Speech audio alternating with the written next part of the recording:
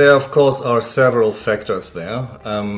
You first have to decide whether you are seeking investment in the US or whether you have enough investment to go to the US already. If you're seeking investment, you most likely have to flip your Australian company to a US company, because US investors are very shy investing in anything but a US company, because Americans really do like an entity that they can sue.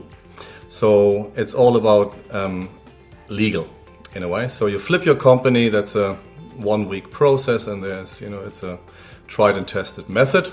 And of course the US is not just the US. You have to decide where you camp your headquarter and where you want to start. So probably good idea to do some lean testing trips over to the US and sort of go to the usual suspect cities, New York City, LA, San Francisco, and see, where your target customers are, or your target connections, or where the investors are that you're seeking.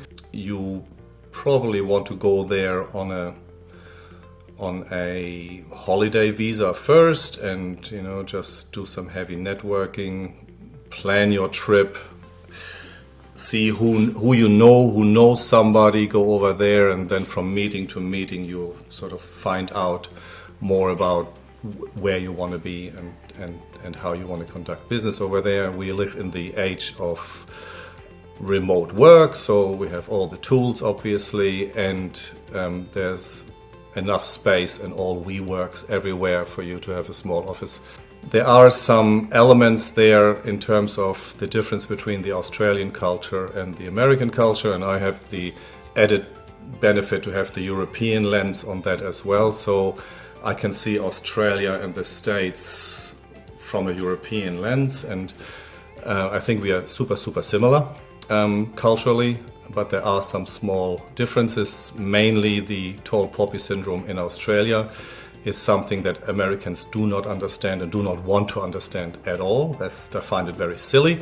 So going over there and standing up in a room and tooting your own horn and telling everybody how great you are, that's expected. So there are these little cultural differences, and if you try to be all modest, you will drown in the noise, in the general noise. So you have to be prepared to talk about yourself in a very positive manner, which can be highly uncomfortable for Australians. Now, on an even more personal level, moving to another country, even for a few months, can be quite a challenge.